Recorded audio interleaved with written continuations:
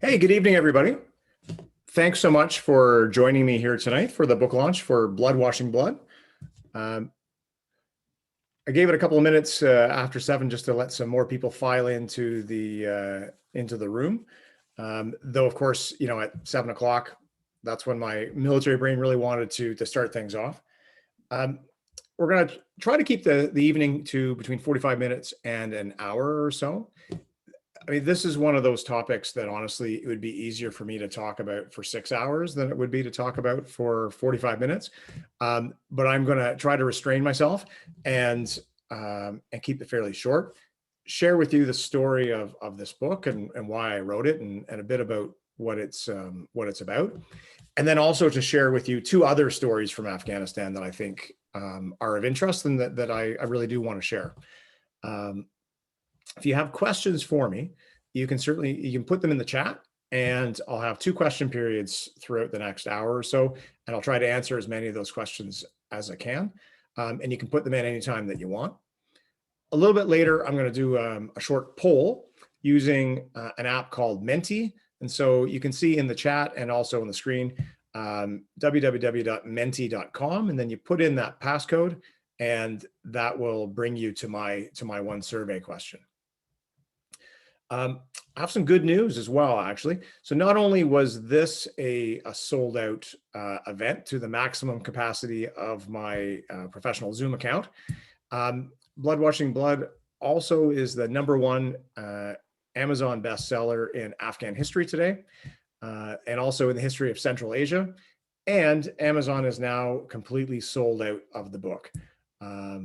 So that's a terrific way to start things off. So if you're interested, then unfortunately Amazon is not the venue for you anymore, though there are lots of other options. So the one I'm going to suggest to you, though, is actually Book City, which is a great Toronto bookstore if you're in the city. Though of course they'll mail you a book anywhere. And if you purchase a book through Book City in the next 24 hours, then I'll inscribe it before they send it, because the store that's doing all of the shipping is actually just down the street for me. It's a great local bookstore with like 4 branches here in Toronto, and if you can support local, I mean, I would always want to do it. So, and while you're buying Blood Washing Blood, you might also consider buying This Shall Be a House of Peace, which was my debut book, my debut novel, which is essentially the origin story of the Taliban, told through the eyes of 2 young orphan boys, and how they get wrapped up in the conflict that's going on around them in Afghanistan. It's a moral tale. It tells a bit of a slippery slope of a tale, and I'm always curious to talk to people who've read it to see how far along they went with the Taliban before they decided that it was too much. And I think it's farther than people anticipate. Okay. So to start things off, I want to talk to you a bit about the war in Afghanistan and why I wrote this book. And so I think SLA Marshall's point here that that war is an essentially human activity, and to understand it, you need to understand human nature is very telling. But often when we talk about war, and particularly if we talk about the history of a war, we talk about things like battles and tactics and leaders and forces and weapons. But we don't really talk about the fact that conflict and war is actually a social activity, and it has roots in a breakdown of the social order of some kind. And so that's really the way that I've approached my history of Afghanistan. Is not a military history, though it is a history of the conflict, but a social history, because I think that those are the aspects actually that are too often forgotten. So there was a point in my life when I was in Afghanistan in 2004 where I was being paid to know what was going on, and I thought I knew what was going on. But I can point to the day when I realized that not only did I not know what was going on, I don't think any of the Westerners in Afghanistan really understood what the conflict was about.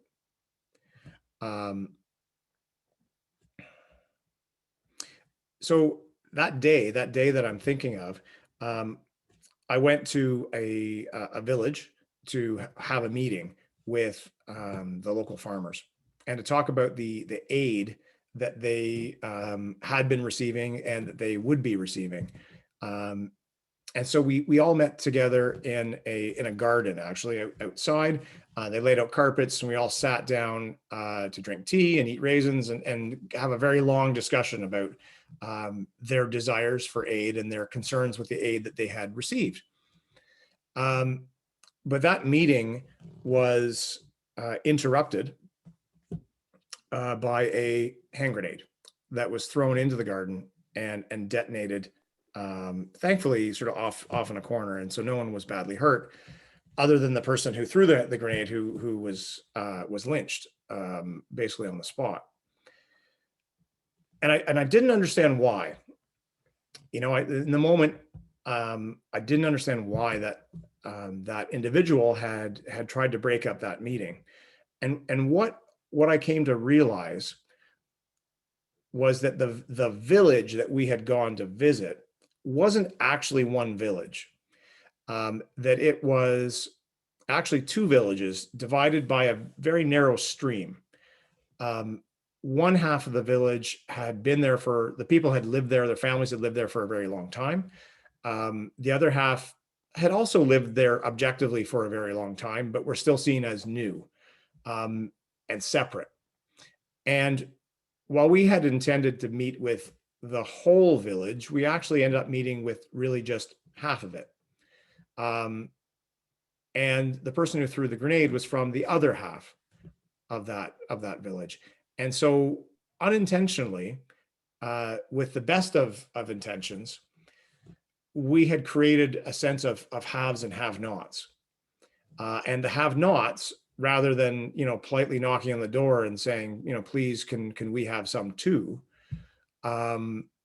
which wasn't really an option and wouldn't have worked, decided that if they couldn't have it, then nobody could, and tried to stop the aid from being given to their rivals on the other side of the stream. And it's a small story and maybe a simple mistake, but what I realized is that there are a lot of things going on in Afghanistan that we thought we understood, and we really, frankly, didn't. Simple things that we should have understood, but for a whole host of cultural and social reasons, we didn't. So this is a real PowerPoint slide that was briefed in 2010 to General McChrystal, who was the head of ISAF, the International Forces in Afghanistan, before he was sacked over that whole Rolling Stone article, if you remember that. So this, and it's famously known as the spaghetti chart. And when McChrystal saw this, he laughed apparently and said, when we understand this slide, we'll have won the war. And that's true, I suppose, in a sense, but also the complexity of the war and the complexity of the conflict in Afghanistan between the Afghan people can't be reduced to one slide. And it's actually ridiculous to even to try to do that. But I think that sort of reductionism, that constant desire to simplify the problem so it could be solved, actually led us in some very, very dark and negative directions, because it can't be simplified this way. It is complex and has to be dealt with as a complex problem. And so my question to you, and this is where we'll use the poll, is, so what is the war in Afghanistan even about? What do you think? Okay. Yeah, so we've got some answers, and hopefully we're getting a few more. So I'll just give us a second here so people can input some more answers and see what we get.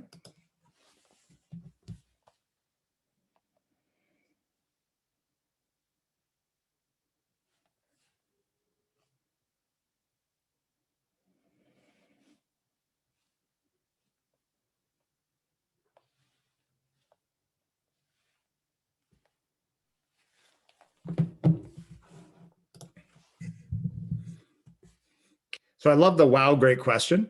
Okay, we got a few more coming in. So terrorism, religion, power control, geopolitical jockeying, Russia, the World Trade Center. So I think like we're getting a lot of the commonly thought of what is the war about. But I would suggest that most of what we think we know about the war are actually really myths and essentially not really true. And I think the biggest of these myths are really these six things. So from the top center, the kind of smart money has always been on, it's the great game, right? It's a continuation of 19th century power politics between Russia and Britain, but now played out between, then the Soviet Union and America, and now Pakistan, India, China, etc. And I think that, that was true at a certain point in time, but really isn't true anymore. The strongest case that you can make that the war in Afghanistan is really being driven by outside geopolitical interests is for Pakistan. But even that really is a fairly weak argument when you look at it. So, I mean, while the existence of Pashtun people on both sides of the border in Afghanistan and in Pakistan has been both a thorn in government sides and also a pressure valve for a very long time. And it's true as well that the Pakistani intelligence services did provide tremendous amounts of support to the Mujahideen who fought the Russians, and then to the Taliban after them. It's really not, that's not really a smoking gun to say that that's what's the war today is about. Pakistani meddling can make the war more intractable. It can make the conflict sort of more difficult, but doesn't actually drive the conflict, because the conflict is almost entirely between Afghans, Afghan on Afghan, and it's local conflicts. And so Pakistan can act as a spoiler to a degree, but is really not able to drive the conflict there. Islamic extremism is another answer that's often given, but Afghanistan isn't actually a particularly extreme country when it comes to Islam. Traditionally, it's the kind of Islam that's followed in Afghanistan is Sufism. They're Sufis, which is a very mystical branch of Islam that worships saints, that uses dance to reach transcendental states of meditation. It's not a severe or absolute form of Islam. The Taliban themselves are largely of the Deobandi school, which comes from India, and is a school that looks to the past for inspiration in terms of what is right and how to live a right life, but is also not an overly extreme version of Islam. Some Saudi-funded schools during the Soviet period did preach Wahhabism, which is a more strict form of Islam, such as is practiced in Saudi Arabia. Though those Wahhabists absolutely abhorred the way that Afghans practiced Islam. They hated that they prayed to shrines. They hated that they used magical charms and that sort of thing. And so there was actually quite a bit of tension between those groups. And the destruction of the Buddhas in Bamiyan, the strange laws that the Taliban put in place when they were the government, aren't really about extreme Islam as much as they are about local concerns. The destruction of the Bamiyan Buddhas was actually more about putting a thumb in the eye of the local Hazara people than it was really about Islam or Buddha. And in fact, as an example, when Islamic State formed in Afghanistan in 2015, people were very worried that the country would collapse and turn into kind of a new version of Syria. But it didn't happen. Islamic State was basically defeated, and mostly by the Taliban. who conducted military operations against them to destroy them because the Taliban thought that they were too extreme. And that's not something that really gets a lot of airplay in the news. It's commonly thought that, Afghans, it's a tribal war. They're warring tribes. They've always fought, and that's just the way that it is. And aside from the fact that that's intellectually lazy to explain the conflict, you don't have to look very hard to realize that the conflict doesn't really break down on tribal lines. There are a lot of Pashtuns in the Taliban. There are a lot of Pashtuns in the government. Hamid Karzai, the first president of Afghanistan post 2001, was in fact such a prominent Pashtun and from such a prominent Pashtun family that the Taliban at one point had offered for him to become their ambassador to the United Nations. The current president is also a Pashtun. So it doesn't really break down on tribal lines at all. And in fact, the Taliban see themselves as super tribal, beyond the tribes. They see themselves as part of a larger brotherhood of right-thinking Muslim clerics, and that tribalism is something that they put into the past.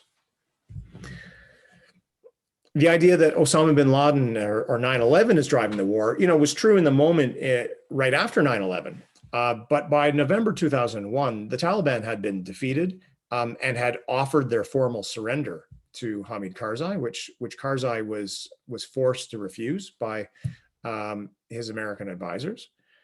And in fact, rather than creating a hotbed of extremism, during the Soviet period,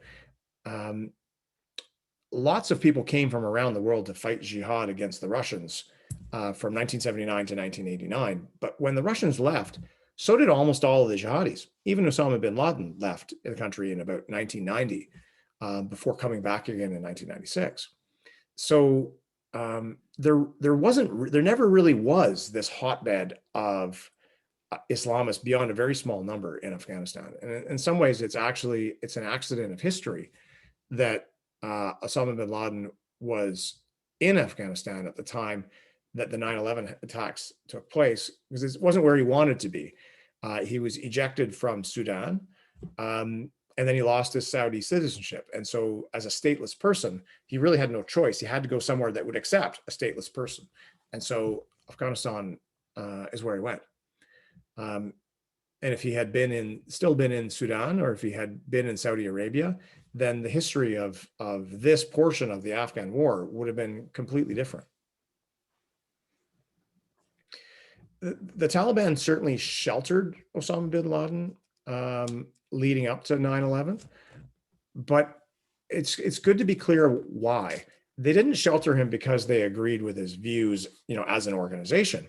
They sheltered him because he was a personal friend of Mullah Omar, the Taliban leader, and that in Pashtun society, the idea of Melmastia, of protecting a guest, is paramount. It is part of someone's individual honor. And so once he was a guest, even though the Taliban did negotiate to turn him over to the Americans, and were willing to do it with certain preconditions, it's very hard for them to turn a guest out, essentially, without good reason.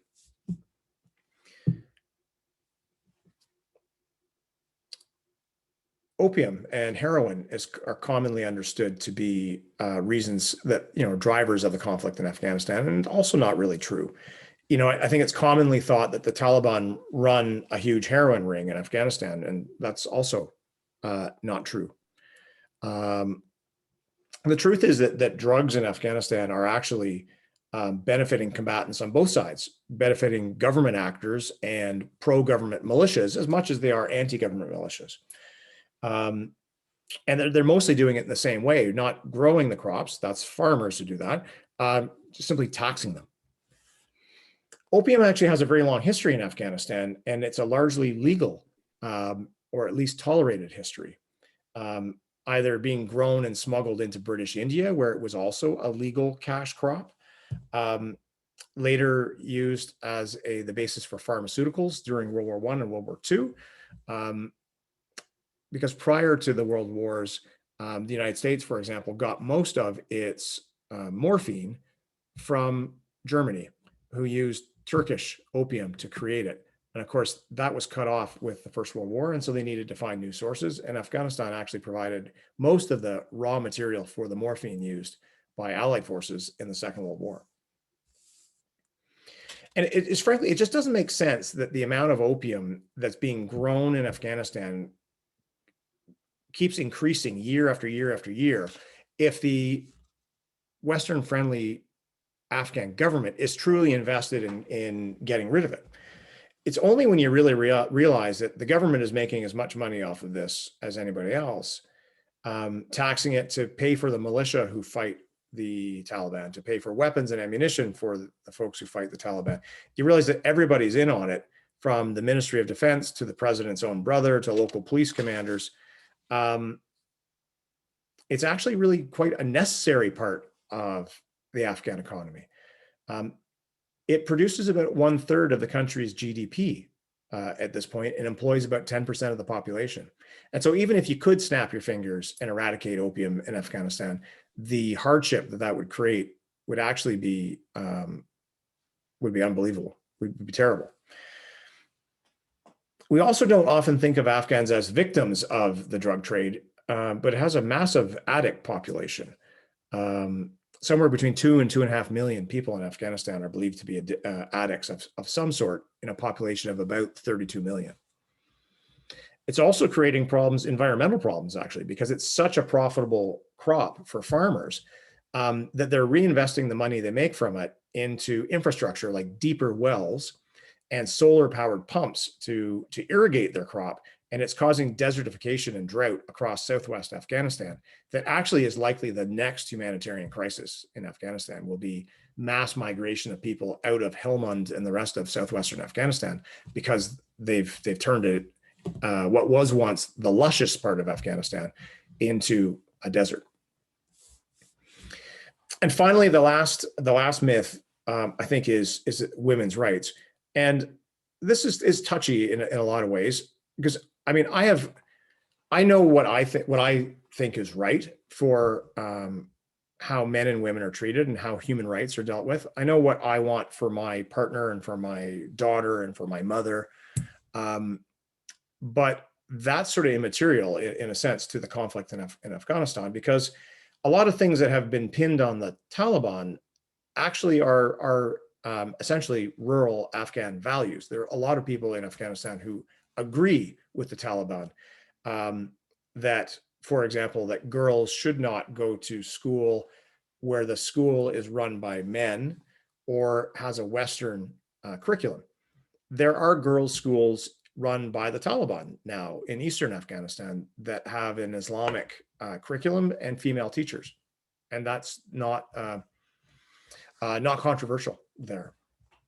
And so, really, the issues with women's rights and equality in Afghanistan are not Taliban versus government issues. They're actually just social issues writ large.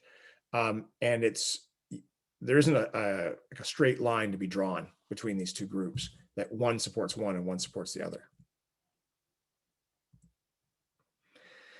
And in fact, our confusion is such about the war in Afghanistan that I realize that we collectively don't really even know when it started. And so that's what actually is where I started writing Blood Washing Blood, was to get my own head around the idea of when did this conflict start?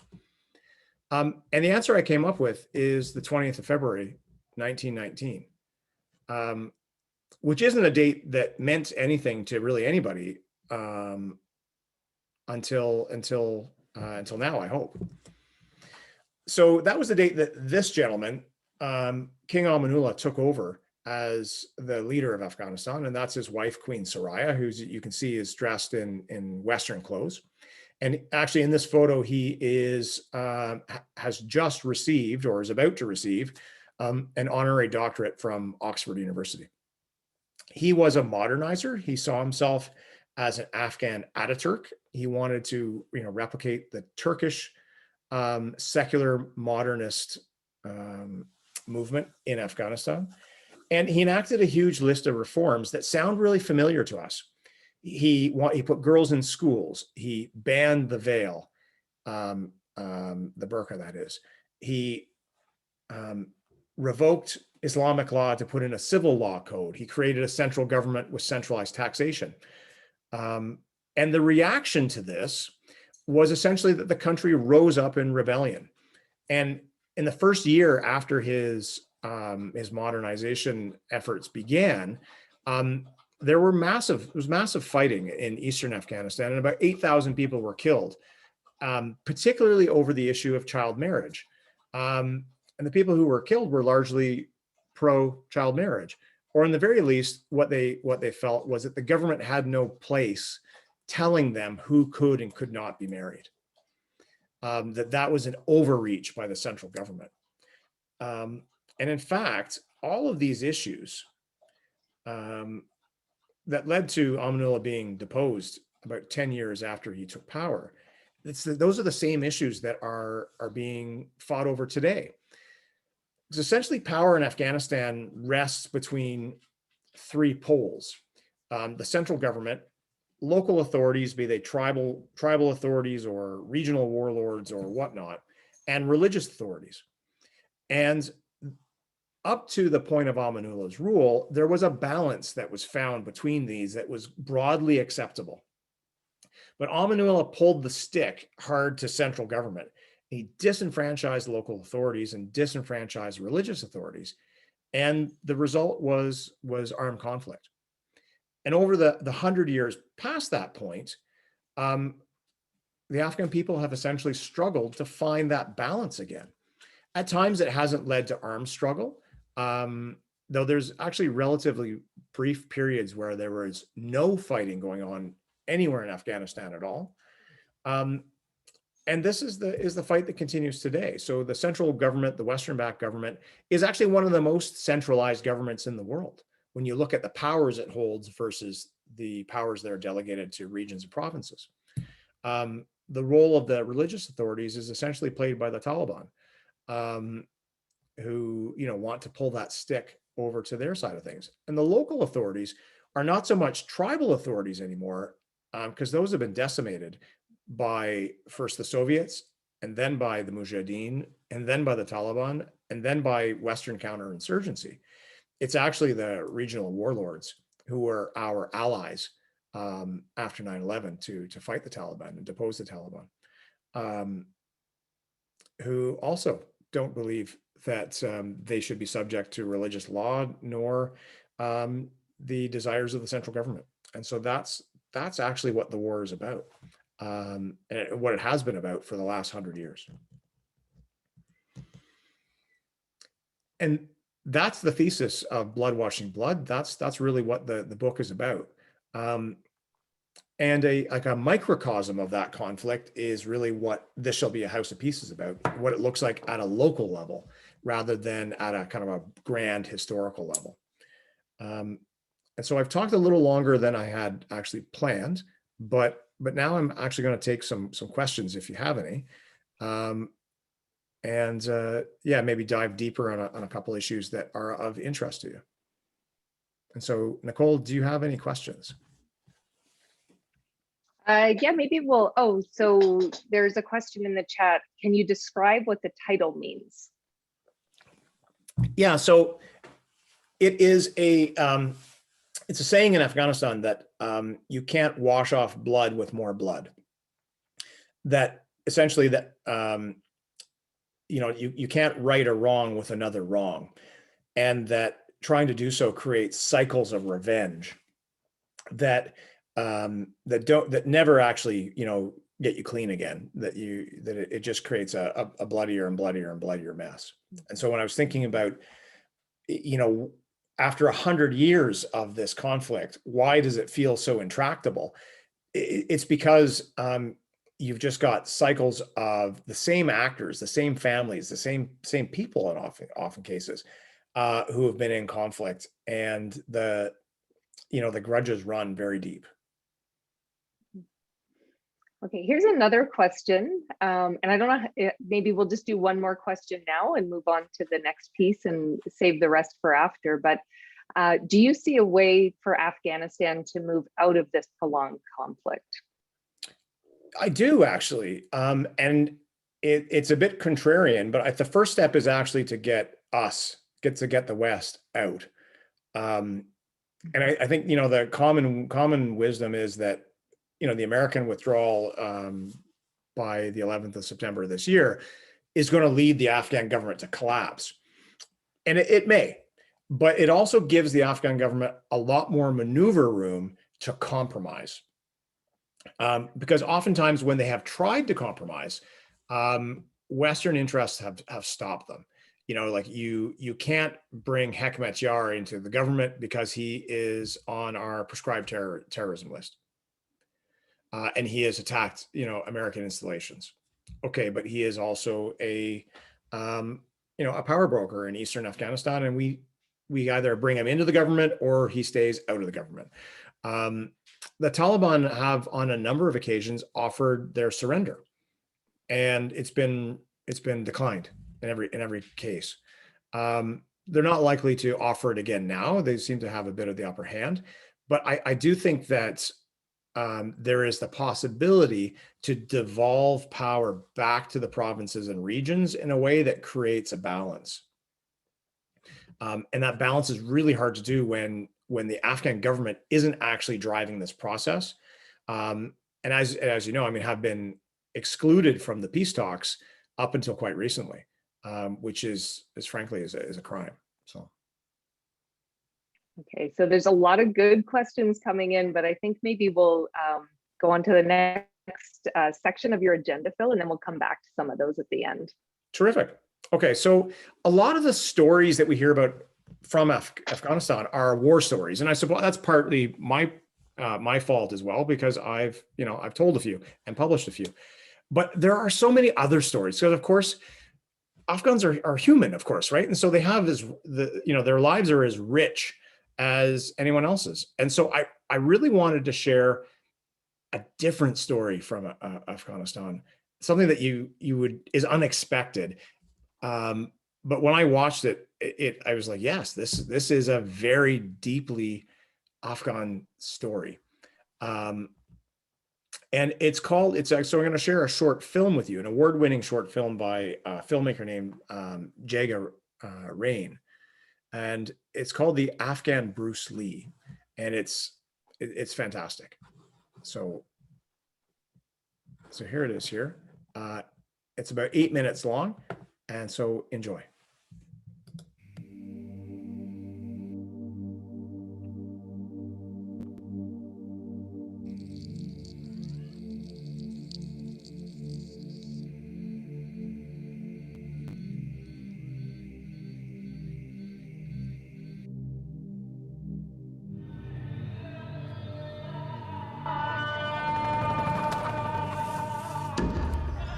شهر کابل بسیار یک شهر زنده دل است که برای 400,000 نفر درست شده بودن و حالا فعلا 6 میلیون نفوس وجود داره در شهر کابل که اقوام مختلف وجود داره، مثل هزاره، تاجیک، ازبک و دیگر اقوام.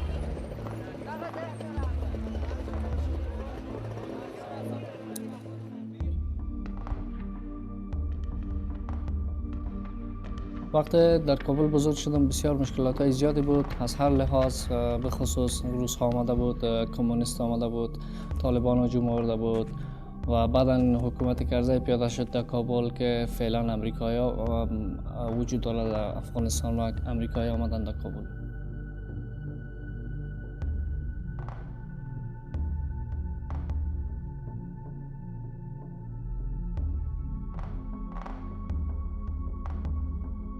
سردرگمی که از بی‌اعتمادی را به وجود میره و همچنان بی‌امنیتی خطر را به وجود میره.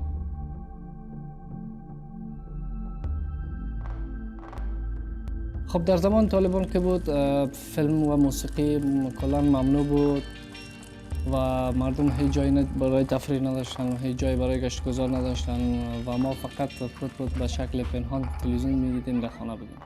بعض وقت که از خانه میخواستی بیرون بری اما مسئولی نبودی که دوباره زنده برگردی به خانه، چون امنیت تامین نبود وقتی برگردی پس به خانه.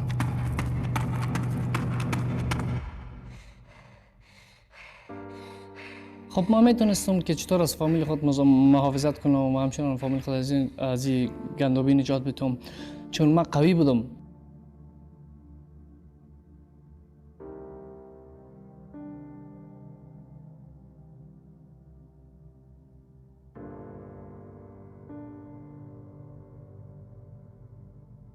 خب من ساعتها مصروف تماشا کردن فیلم های کنفو بودم و از اونا حرکت می آموختم و بعدا با خود پیش خود تمرین میکردم و همیشه مطالعه میکردم در مورد حرکت های کنفو.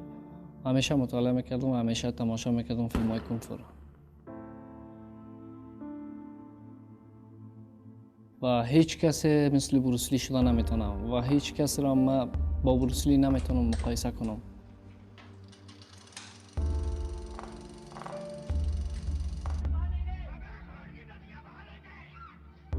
خب یکی از روزهای زندگیم که با یک استادای مهربان ملاقات کردم، سر خوردم که خب او یک استعداد خاص را در وجود من میدید که و همچنان شاهدی بود که تو در آینده یک ورزشکار عالی میشی و همچنان بسیار مشهور میشی. خب استاد از من دعوت کرد که بیا بدون کدام فیس یا پول رایگان پیش ما تمرین که ما بر تمرین میتونم و من اونجا رفتم تمرین کردم. خب همان وقت که بود من تمام زندگی خود قربانی هنرهای رزمی کردم و ساعتها مصروف و مشغول تمرین بودم و بعض وسایل‌های تمرینی خودم با دست خود ساخته بودم. حقیقتش وقت من مصروف تمرینات بودم پدر و مادر من اصلا نمی‌فهمیدن که من چی هدف دارم و مصروف چی هستم. خب اونا فکر میکنم یک سردرگم زندگی میکنم و بعد از 2 سال زحمات بسیار زیاد من توانستم که با مقام برسم که حتی پدر و مادرم تصور نمیکرد.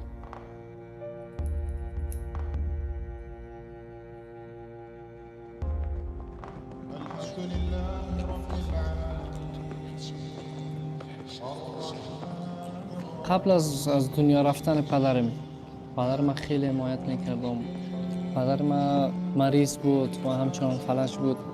من از هر نگاه پدرم حمایت میکردم، کمک میکردم و همچنان از صحت و از تمام چیزی که پدرم برخوردار بود من از اون مواظبت میکردم.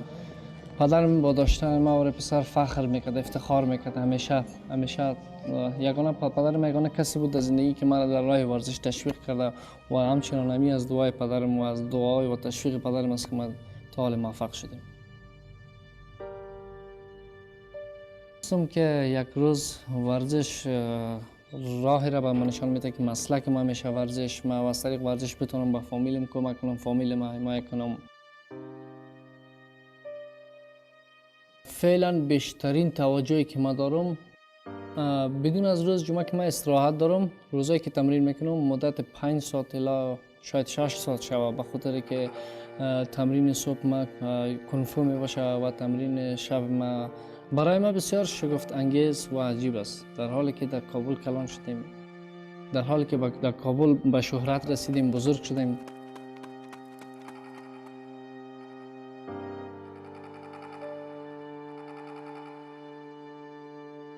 افغانستان بسیار زیاد تغییر کرده.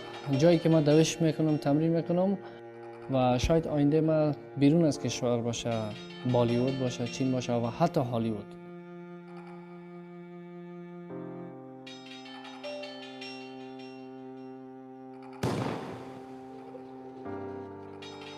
ما همیشه دعا میکنم وقت با طفلای کوچک روبرو میشم، وقتی اونا ما رو میبینن بسیار خوشحال میشن، در فکر و خیالات غرق میشن. ولی من مطمئن هستم اگر کسی مثل من زحمت بکشه، کسی مثل من در هر شرایط سخت زندگی خود زحمت بکشه، ما مطمئن هستم که هم مثل ما میتونه موفق شود در هر راهی که قدم بگذاره. امیدوار هستم که در آینده های نزدیک افغانستان هم یکی از سینماهای مشهور داشته باشه، که من بعد از اینکه من به خارج سفر میکنم پس دوباره برمیگردم به کشور خود و اونا بیاین ببینن که این هم کشور افغان بروسلی و سینمای افغان بروسلی که در افغانستان است. من آرزو دارم که یک روز تمام دنیا با این دیدگاه نباشن که در یک روز افغانستان هم به شکل تروریسم نگاه کنن یا به شکل کشور جنگ زده یا کشور از نگاه مواد مخدر. ما آرزو این است که یک روز تمام دنیا متوجه شن که افغانستان از هر لحاظ خود عالی است، از لحاظ فرهنگ، از هر لحاظ خود، چون ما مردم پر افتخار هستیم، غیور هستیم، زحمتکش هستیم و با فرهنگ هستیم و میخوایم این صفات خوبی که افغانستان و مردم افغانستان در یک روز بتونن با تمام دنیا شریک کنن.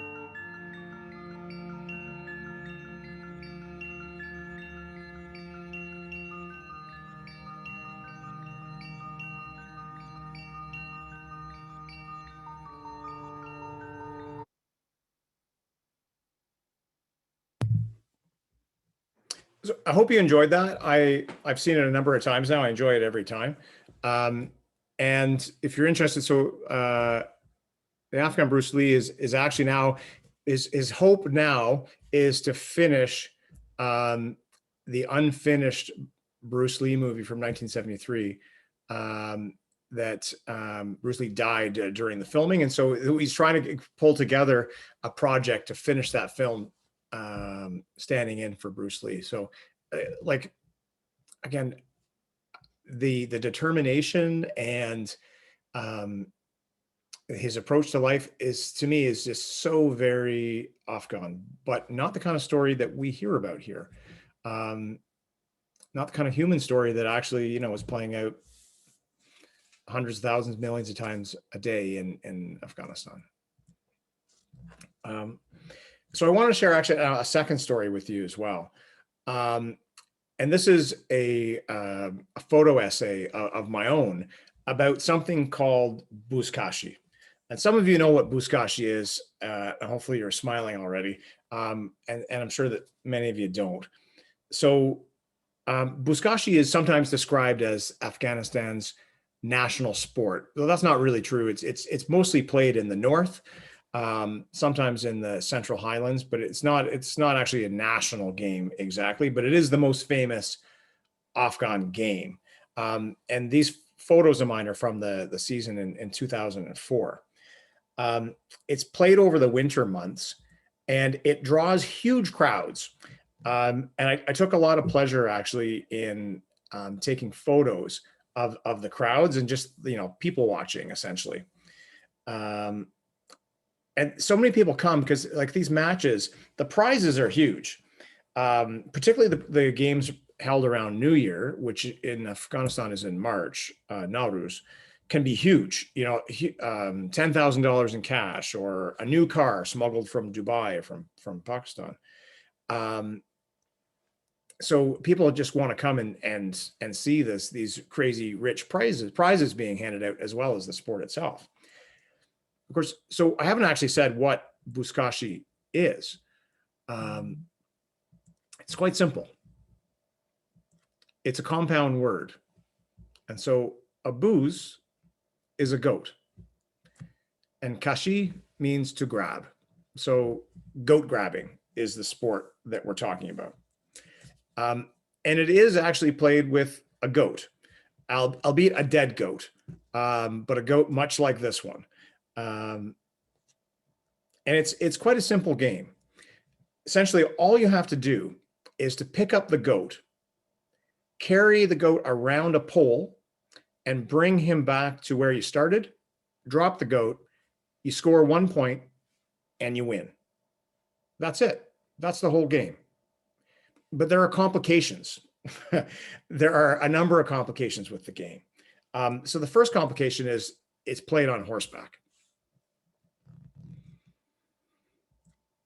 And it's played with hundreds of players at once with no teams.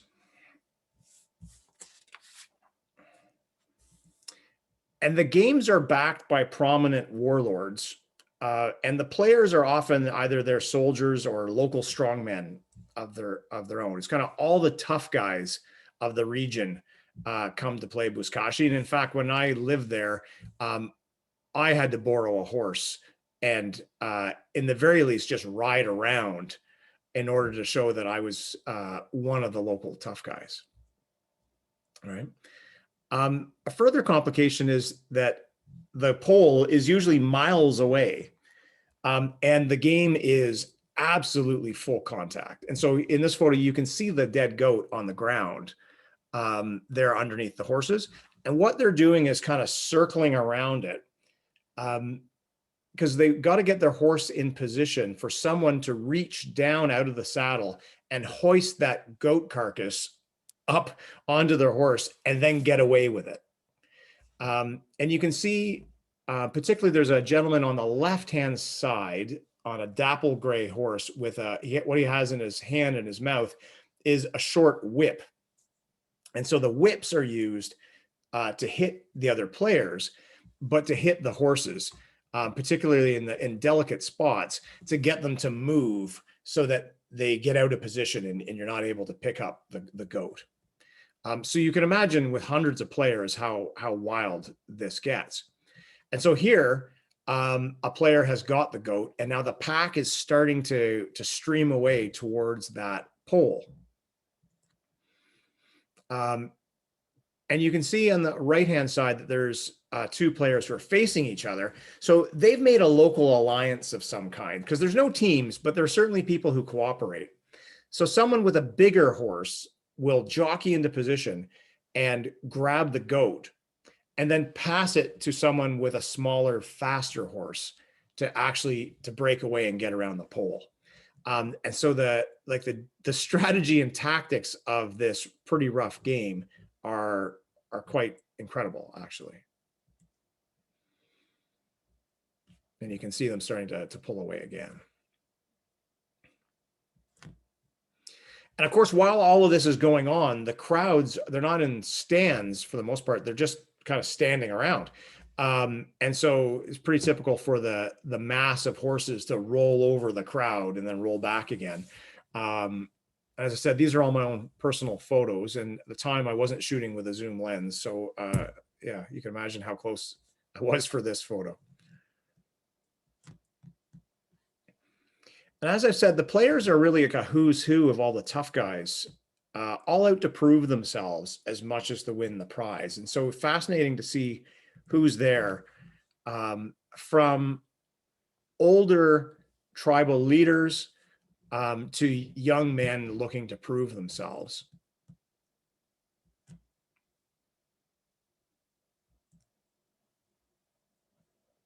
To quite, in this case, quite famous militia fighters, in this case, anti-Taliban fighters, who were actually the season's champions, these two brothers. But also, what they call spingiri, so graybeards. So the gentleman here on the right, is past his prime as a player, but would still, attend the games and still get on his horse and circle around and probably never touch the goat, but is still seen as being in the mix and still a power player in Afghanistan. And one of the things I really love about these photos is, and about the game itself, is the mix of the ancient and the modern, and so the player on the left could have been one of Genghis Khan's horsemen dressed like that, those incredible riding boots, that padded shirt that's all like padded armor.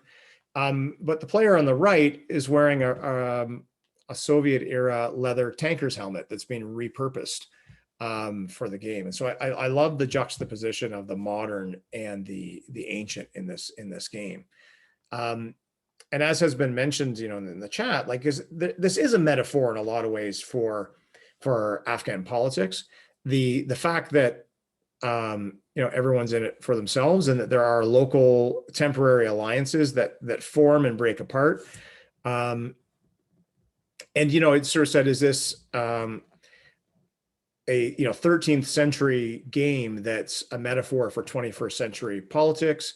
Or is it a 21st century game that is a continuation of 13th century politics? You can play with that one as much as you will. But certainly you get a real good sense of the Afghan approach to conflict and cooperation through a match like this. And it's brought to the fore because the people who are sponsoring these matches are the power brokers who have the money to put up the prizes, and it's their guys who are playing and fighting it out. So it's very similar to knights jousting and feudal tournaments, as people jockey to prove themselves, to compete against each other at something just short of war. It's a fascinating thing to see, and it plays out over a whole season through the year. And some people come straight from work to get to the match. So that's what I wanted to share, kind of another story, if you will, about Afghanistan, another aspect of the culture that I think is fascinating and doesn't get as much play as it might, because we're so focused on really the stories that impact us. There's more in the news about an IED that goes off that wounds an international soldier than there is about this or anything else. And so we're at the point now where we are going to go back to some questions, and we've still got another 5 or 10 minutes or so. And I love mounted crud. For those who don't know, crud is a similar game without the horses, played in the Army, that I'm a particular proponent of. Okay, so maybe we'll go back to some of these questions from earlier. Using your thesis of 3 poles, why did the Russians get involved in Afghanistan in 1979? Yeah, so in fact, they stepped in to support one of those poles, the central government. Because before the Soviet intervention, Afghanistan had a communist government, and that government was facing fairly low-level rebellions, particularly in the east and the south, and the Soviets intervened with this limited contingent, is what they called it, to really shore them up. And the intention was to get in and get out. Was not meant to be a long-standing deployment.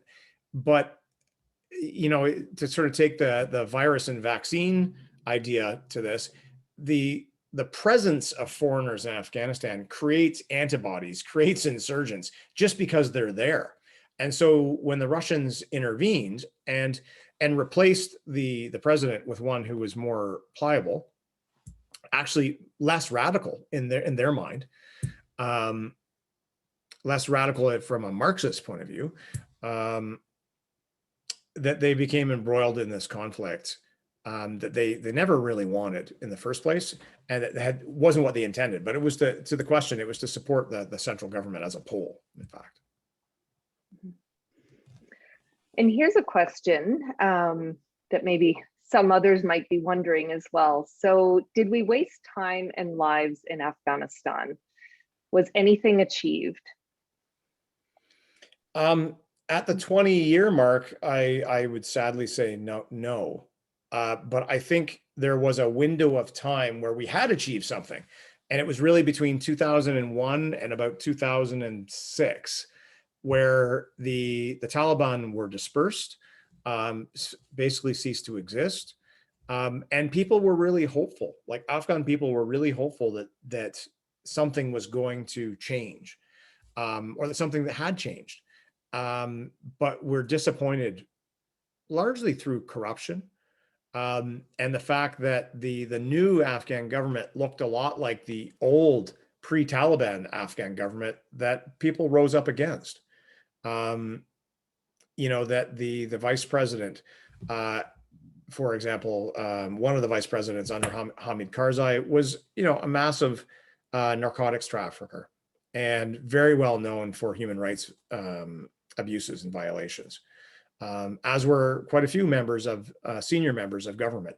And so we had that opportunity and we lost trust over, not quickly, I mean, over 5 years. I do think that now, 20 years later, there is a glimmer of hope, but it's not really because of us. If Afghans were tired of war 20 years ago, they're really tired of war now. And so what you're seeing really for the first time in the last 3-4 years is a nascent civil society movement, a peace movement that's a grassroots movement involving men and women from all over Afghanistan who are finally saying, like, enough is enough. We'll stop fighting if we just stop fighting. We've seen a number of local and temporary truces between the government and the Taliban. The Taliban leadership were quite uncertain about them, but the rank and file Taliban were quite positive. And so you saw things that almost sound like 1960s American kind of protest movement stuff, where women in Herat handed out flowers to Taliban fighters who were able to come into the town for the first time under the truce. So to me, that's where the hope lies. It's grassroots, low-level Afghan rejection of conflict, and that's where I think, if we continue to be involved in Afghanistan, that's where we should throw our weight, as a country, more than anywhere else. Well, that's a perfect segue. I think we have time for just one last question, and I'm going to pick this one based on what you just said. What do you think Afghanistan will look like 10 years from now? That's a really tough one. 10 years is a long time. Yeah, in 2031. I suspect it's going to look, actually, unfortunately, a lot like it looks today. And it may not be pretty how it gets from here to there, but that it will go back to a state where it's not a failed state exactly, it's a failing state that doesn't work particularly well, but works too well to collapse. It'll muddle on. And more hopefully is that grassroots civil society is going to really start to flourish, and that the factions that really rely on common people to get involved and to fight on their behalf are simply just going to say, halas, enough, no. And that a lot of the wind will come out of the insurgency and the pro-government militias and violence as well. That the wind will come out of that, and in fact, the conflict will simmer down because people are frankly exhausted, and it's not, and for good reason, because this is at this point is a generational war, not just something that's in their own lifetimes.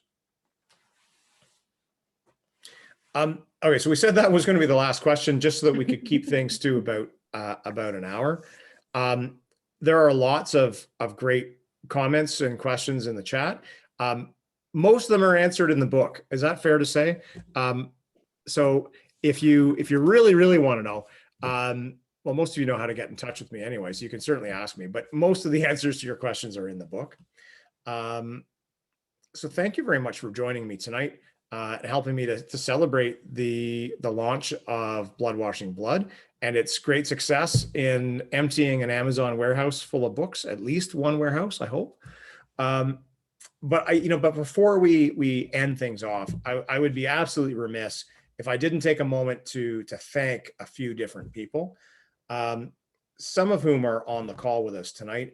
And so Scott Fraser, who is the president of Dundurn, my publisher, this was one of the first projects that he signed when he first became the president of the company, and I really appreciate him taking a chance on this book. It was supposed to come out in 2020, in August of 2020.